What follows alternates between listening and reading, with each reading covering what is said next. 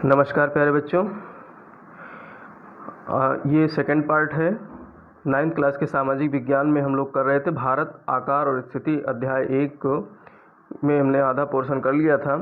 आज हम लोग ये इसका दूसरा भाग देखेंगे। इसमें इसके पहले हम लोगों ने अध्ययन किया था भारत एक परिचय, इसका अध्ययन कर लिया था। भारत स्थिति और भारत आकार, ये 3 पॉइंट हमने कर लिया था। आज हम लोग इसमें अध्ययन करेंगे भारत तथा विश्व और भारत के पड़ोसी देश और कुछ प्रश्नोत्तर हैं, इनको देखेंगे। ठीक है, तो चलिए हम लोग चर्चा को आगे बढ़ाते हैं।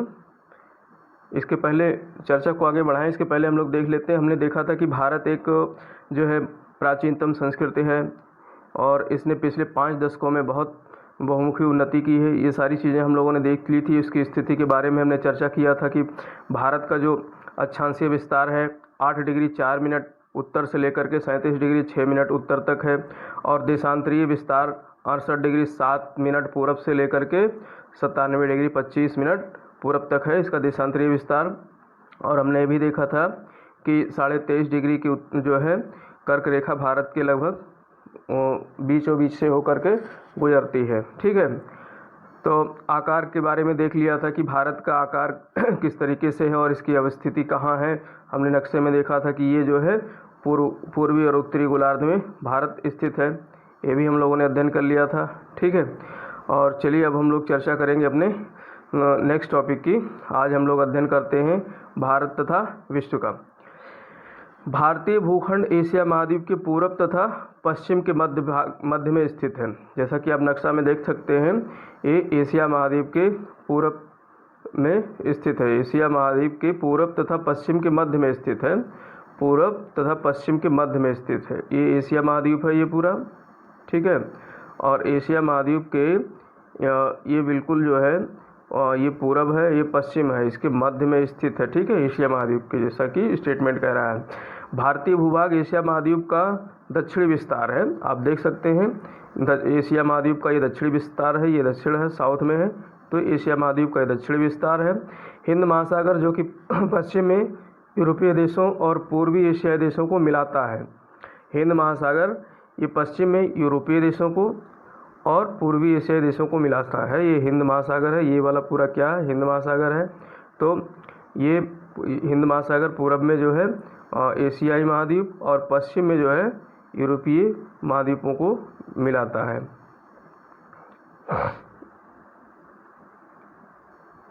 पश्चिम में यूरोपीय देशों और पूर्वी एशियाई देशों को मिलाता है। भारत को केंद्रीय स्थिति प्रदान करता है।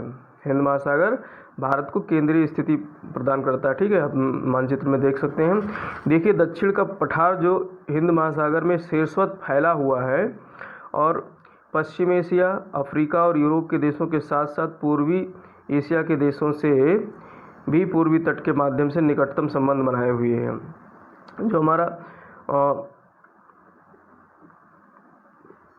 कह रहा है दक्षिण का पठार हिंद महासागर के शीर्षवत फैला हुआ है। जो ये पठारी क्षेत्र है, ये आप देख सकते हैं इस नक्शे में, ये दक्षिण का पठारी क्षेत्र है, ये जो त्रिभुज के आकार में है, और ये दक्षिण में हिंद महासागर है।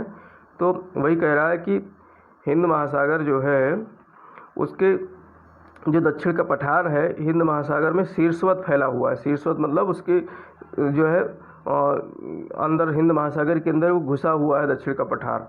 और पश्चिम एशिया, अफ्रीका, पश्चिम एशिया का हो गया जो है अरब साइड वाला, और अफ्रीका और यूरोप के देशों के साथ पूर्वी एशिया के देशों से भी पूर्वी तट के माध्यम से निकटतम संबंध बनाए हुए। तो नहीं, हिंद महासागर जो हमारा है ये भारत को एक तरीके से एक विशिष्ट जो है लोकेशन प्रदान करता है।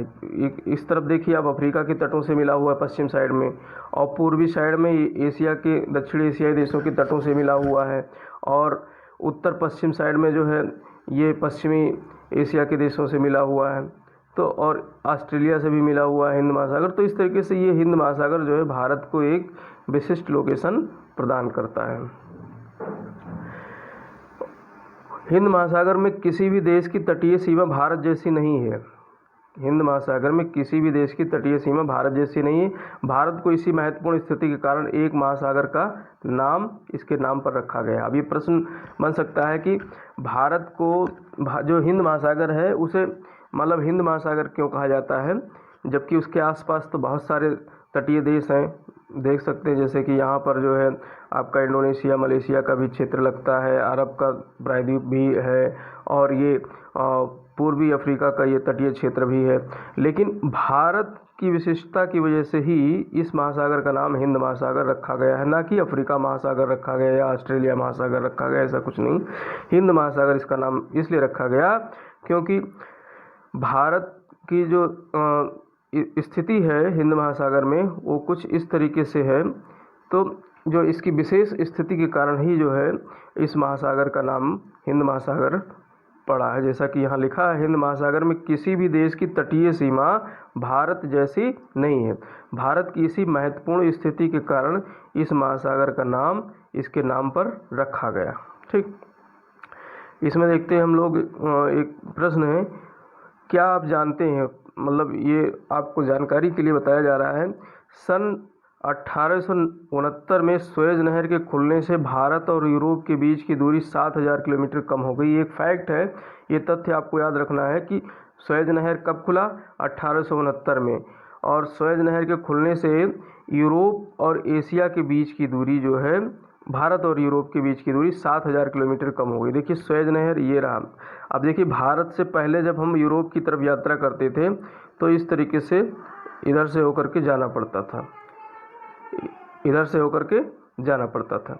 लेकिन आज की स्थिति क्या है कि 1869 में जब से सुएज नहर खुल गया तो अब भारत से यूरोप जाने के लिए इन मार्गों का प्रयोग किया जाता है। तो ये बहुत बड़ी दूरी जो है ये बच गई। तो यहाँ सुएज नहर है। सुएज नहर कहाँ पे है, आप देख सकते हैं। सुएज नहर जो है हमारा ये रहा, लाल सागर और भूमध्य सागर को मिलाने वाली नहर है सुएज नहर यहाँ पर। तो अब जो है यूरोप जाने के लिए इस मार्ग का जो है अनुसरण किया जाता है, लाल सागर से होते हुए और फिर भूमध्य सागर से फिर यूरोप पहुंच जाते हैं इस तरीके से।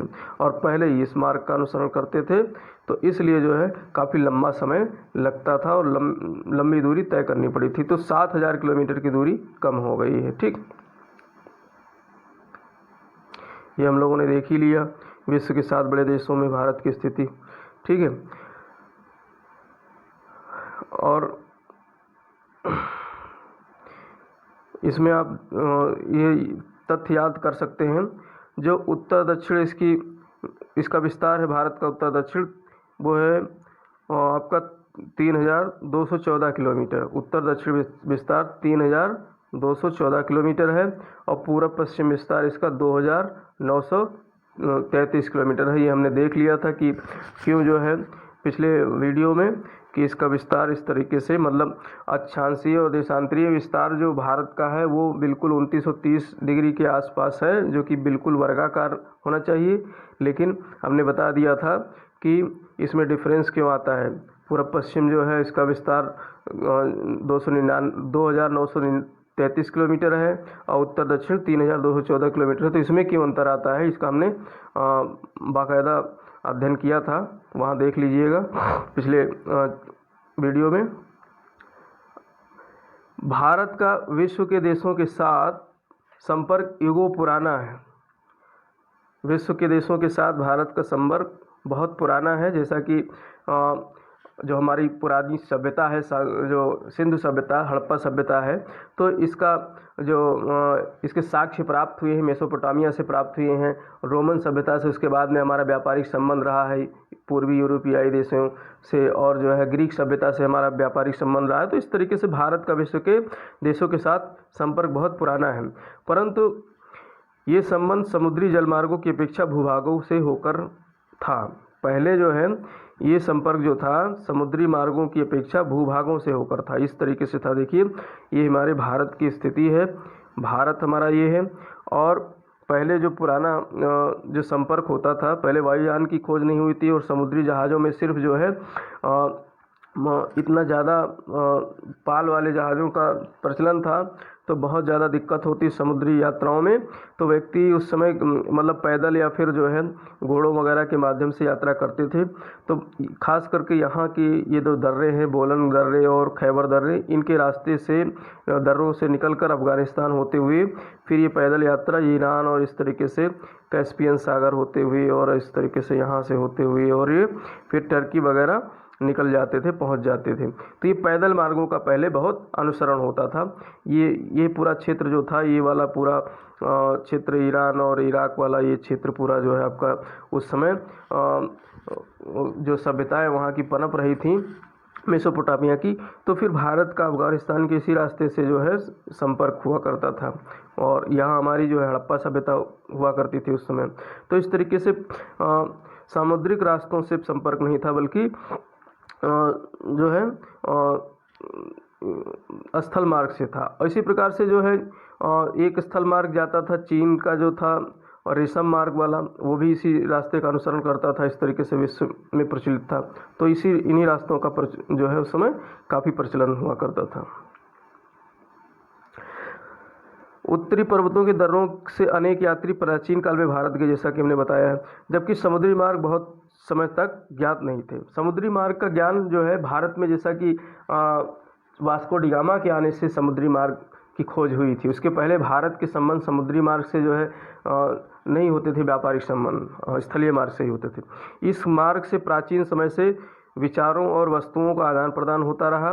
भारत का पश्चिम, मध्य और पूर्वी एशिया तथा दक्षिणी एशिया के पड़ोसी देशों के साथ एक अद्भुत संपर्क रहा है। पश्चिम मध्य एशिया और पूर्वी एशिया, भारत का जो है पश्चिम मध्य एशिया यानी कि ये वाला पश्चिम मध्य एशिया, इसके साथ में जो है पुराना संबंध रहा है, और पूर्वी एशिया के साथ में ये पूरा क्षेत्र जो है इसके साथ में भारत का पुराना प्राचीन आदान प्रदान रहा है, संपर्क रहा है विचारों का, वस्तुओं का। और दक्षिणी एशिया के पड़ोसी देशों के साथ में एक अद्भुत संपर्क रहा है। दक्षिणी एशिया में आपका ये श्रीलंका वाला क्षेत्र आता है, इसके साथ भी हमारा जैसा कि उस अशोक के शासनकाल में हमने देखा कि अशोक जो है अपने पुत्र को जो है भेजता है, अपनी बेटी को भेजता है श्रीलंका के लिए जो है प्रचार प्रसार के लिए। तो इस तरीके से जो है धर्म के प्रचार प्रसार यानी जो है विचार के आदान प्रदान के लिए भी काफ़ी संपर्क थे जो है प्राचीन समय से।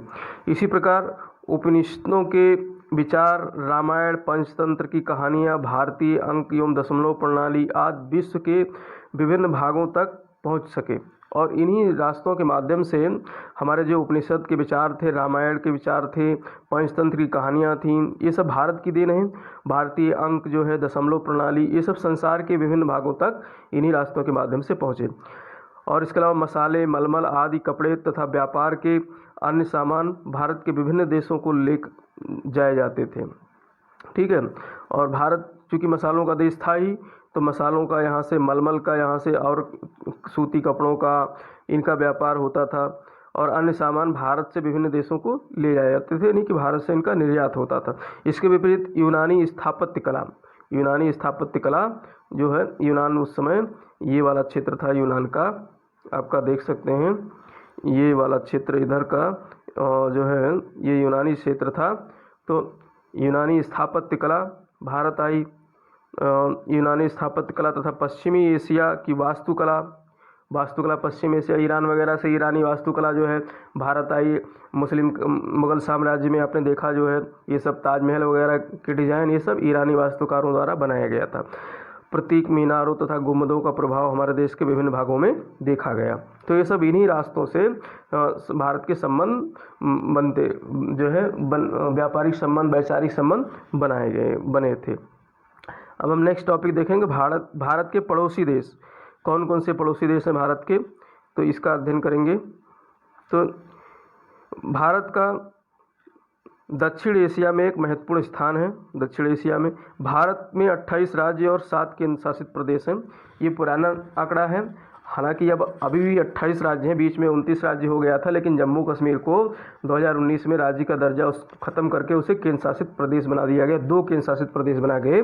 तो इस तरीके से 7 के बाद 9 जो है केंद्र शासित प्रदेश हुए, लेकिन सेम ईयर में ही 2019 में ही एक बिल पारित करके दमन और दीव और जो है आपका दमन, दीव और दादर नगर हवेली, इन दोनों जो है केंद्र शासित प्रदेशों को एक कर दिया गया। जब एक कर दिया गया तो जम्मू और कश्मीर जब 2 बढ़े तो बढ़ करके 9 केंद्र शासित प्रदेश हो गए, तो और 2 मिलकर के 1 हो गए। तो अब केंद्र शासित प्रदेश की संख्या भारत में 8 है और राज्यों की संख्या भारत में 28 है। तो इस तरीके से आप नक्शे में आप ये देख सकते हैं, जो है हमारा ये वाला हिस्सा यहाँ से इधर ही लद्दाख केंद्र शासित प्रदेश हो गया, इधर वाला जम्मू कश्मीर केंद्र शासित प्रदेश हो गया, और यहाँ पर दमन दीव है, और यहाँ पर आपका जो है दादर नगर हवेली है। दमन यहाँ है और दमन ये रहा और दीव ये रहा, ये दोनों एक जो है यूनियन टेरिटरी थी, यानी केंद्र शासित प्रदेश थे, और यहीं पर नीचे जो है आपका दादर नगर हवेली था। तो अब इन दोनों को एक में मर्ज कर दिया गया है। अब इनको सम्मिलित रूप से दादर नगर हवेली और दमन दीव केंद्र शासित प्रदेश के नाम से इन्हें जाना जाता है, और ये लद्दाख केंद्र शासित प्रदेश और ये जम्मू कश्मीर केंद्र शासित प्रदेश। तो इस तरीके से भारत में अब केंद्र शासित प्रदेशों की संख्या हो गई है 8 और राज्यों की संख्या 29 से घटकर 28 रह गई है, यानी 28 पहले थी तो पूर्ववत 28 ही राज्यों की संख्या है, ये ध्यान रखना। अब आपको ज्ञात करना है पश्चिमी और पूर्वी तटों पर केंद्र शासित क्षेत्रों की संख्या बताइए। पश्चिमी और पूर्वी तटों पर केंद्र शासित क्षेत्रों की संख्या ज्ञात करना है। आप लोग जो है एक मानचित्र लीजिएगा और नहीं मानचित्र लीजिएगा तो इसमें जो है ये मानचित्र है, इसकी आप स्क्रीनशॉट ले लीजिए। स्क्रीनशॉट ले करके और पश्चिमी और पूर्वी तट पे जो केंद्र शासित प्रदेश हैं, जैसे कि ये है और पुडुचेरी इधर हो गया और ये हो गया, तो इनकी संख्या, इनकी आपको एक जो है होमवर्क करना है, इनके नाम लिखने हैं, ठीक है। और क्षेत्रफल के आधार पर सबसे बड़ा एवं सबसे छोटा राज्य कौन सा है। क्षेत्रफल के आधार पर सबसे बड़ा और सबसे छोटे राज्य को भी ज्ञात करना है आपको मानचित्र के माध्यम से। और कौन से राज्य अंतर्राष्ट्रीय सीमा तथा समुद्र तटों को स्पर्श करता है और स्पर्श नहीं करता है। कौन से राज्य अंतर्राष्ट्रीय सीमा तथा समुद्र तट को स्पर्श नहीं करता है, उनके भी नाम लिखने हैं। आप मानचित्र खोलिएगा इस तरीके से और इसमें सारा मिल जाएगा।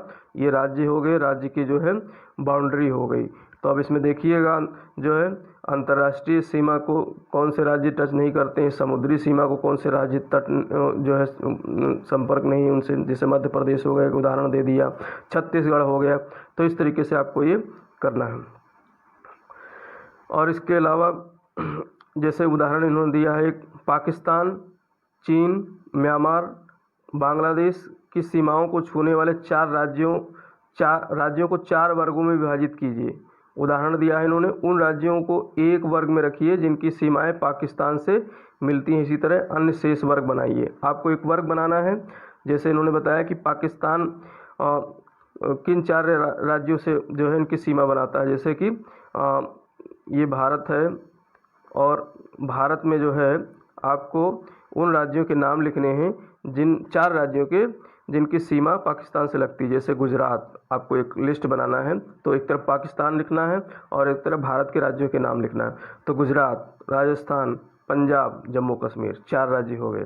तो इसी तरीके से बांग्लादेश में आपको 4 राज्यों के नाम इस तरीके से आप देखना, जैसे पश्चिम बंगाल, मेघालय, त्रिपुरा, मिजोरम, ठीक है। इसको एक जो है उसके माध्यम से एक आपको नोटबुक में लिखना है, तैयार करना है।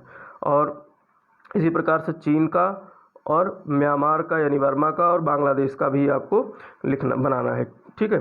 तो भारत की भूमि की सीमाएं उत्तर पश्चिम में पाकिस्तान और अफगानिस्तान के साथ, जो भारत की भूमि की सीमाएं हैं वो उत्तर पश्चिम में पाकिस्तान और अफगानिस्तान के साथ लगती है। ये जो उत्तर पश्चिम वाला हिस्सा है, उत्तर पश्चिम वाला कौन सा हिस्सा हो गया, उत्तर पश्चिम ये हो गया, तो ये पाकिस्तान के साथ लगती है।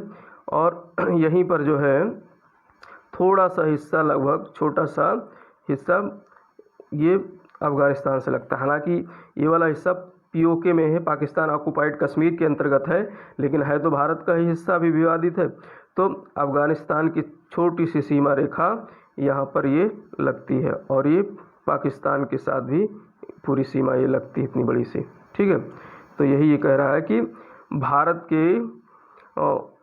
भारत की भूमि की सीमाएं उत्तर पश्चिम में पाकिस्तान और अफगानिस्तान के साथ, और उत्तर में चीन यानी तिब्बत, नेपाल और भूटान के साथ, और उत्तर में किसके साथ लगती है? उत्तर में जो है एक तो चीन हो गया, ये तिब्बत वाला हिस्सा हो गया चीन, और एक नेपाल हो गया, भूटान हो गया, इसके साथ में उत्तर में सीमा बनाती है भारत। ठीक है। तथा पूरब में म्यांमार एवं बांग्लादेश के साथ, और पूरब में म्यांमार एवं बांग्लादेश के साथ सीमा बनाती है। तो अब आप ये गिनिएगा कि कितने देशों से भारत की सीमा लगती है। यह म्यांमार हो गया, ये वाला म्यांमार यानी बर्मा हो गया, और बांग्लादेश हो गया। तो अब ये गिनिए, एक यहाँ से आप शुरू करिए, पाकिस्तान, अफ़गानिस्तान, और तीसरा ये हो गया आपका चीन, फिर इसके बाद में नेपाल, फिर भूटान, फिर म्यांमार, और फिर बांग्लादेश। कितने हो गए? 1 2 3 4 5 6 7, यानी 7 देशों से भारत की सीमा, अंतर्राष्ट्रीय सीमा लगती है। ठीक है, तो ये आपको याद रखना है। 2 हो गए उत्तर पश्चिम में, और एक सीमा हो गई आपकी उत्तर में हो गई एक चीन, फिर नेपाल, फिर भूटान, 3 हो गए, और 2 पूरब साइड में हो गए म्यांमार और बांग्लादेश।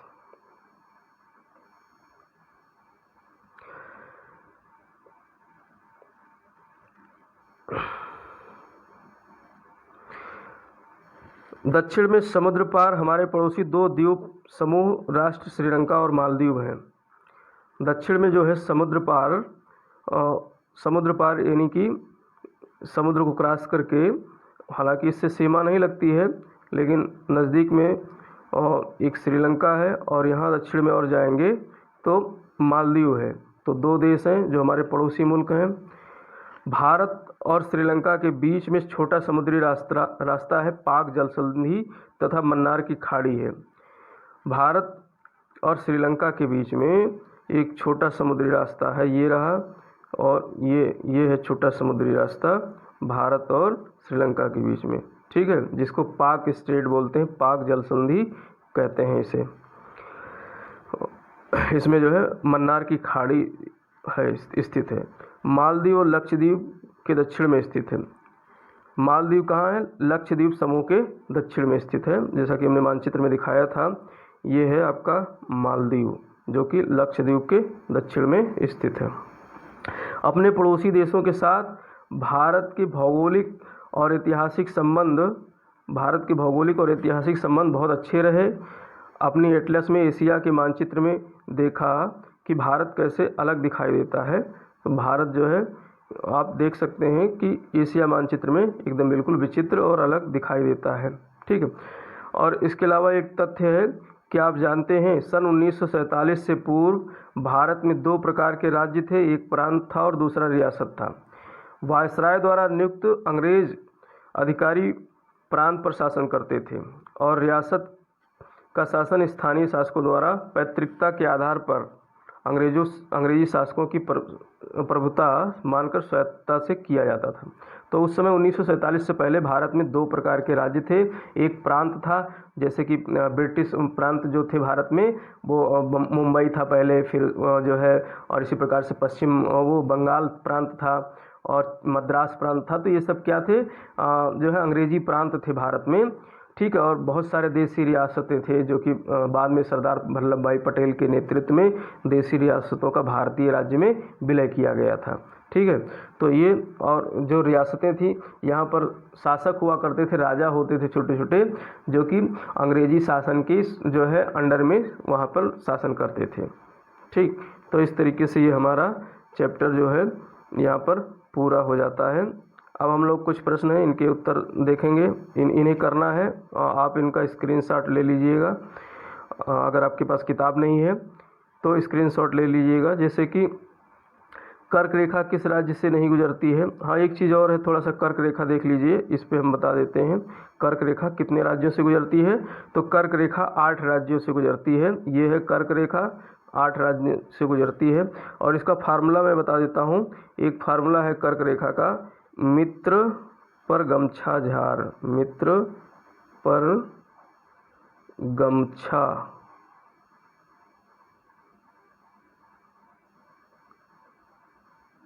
झार, ये फार्मूला है। मित्र मतलब हो गया आपका इधर मिजोरम, मी हो गया मिजोरम, त्र हो गया त्रिपुरा, और पर हो गया पश्चिम बंगाल, ठीक है, और रा हो गया जो है आपका राजस्थान, और ग हो गया आपका गुजरात, और म हो गया मध्य प्रदेश, और छ हो गया छत्तीसगढ़ और झारखंड। तो याद रखना मित्र पर गमछा जार।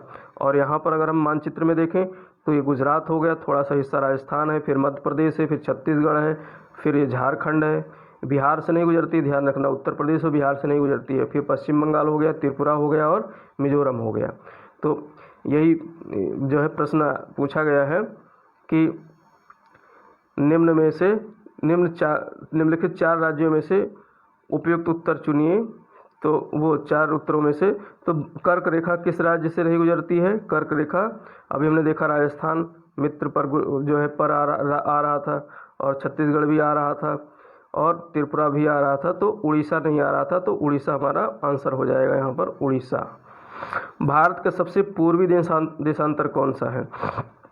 सबसे पूर्वी देशांतर भारत का कौन सा है? जैसा कि हम लोगों ने अभी देखा था, सबसे पूर्वी जो देशांतर भारत का है वो है आपका 68 डिग्री 7 मिनट पूर्वी देशांतर। भारत का जो देशांतरीय विस्तार है 68 डिग्री 7 मिनट पूरब से लेकर के और 97 डिग्री 25 मिनट पूरब तक है, ये हमने देखा था। तो सबसे पूर्वी ये पश्चिमी हो गया, सबसे पूर्वी पूछ रहा है, तो सबसे पूर्वी कौन सा हो गया? सबसे पूर्वी हो गया 97 डिग्री 25 मिनट पूर्वी देशांतर, ये सबसे पूर्वी हो गया। 68 डिग्री पश्चिमी हो गया, ठीक। उत्तराखंड, उत्तर प्रदेश, बिहार, पश्चिम बंगाल और सिक्किम की सीमाएं किस देश को छूती हैं? तो 21 देश को छूती हैं, उत्तराखंड, उत्तर प्रदेश, बिहार। ये आप नक्शे में देख सकते हैं, बहुत ही सरल प्रश्न है, इसको आप पे छोड़ता हूँ, इसे टिक करना है। ग्रीष्म अवकाश में आप यदि कवरत्ती जाना चाहते हैं तो किस केंद्र शासित क्षेत्र में जाएंगे? कवरत्ती देखिए किस केंद्र शासित क्षेत्र में है, तो आप नक्शे में जाइए और देखिए कवरत्ती कहाँ पर है।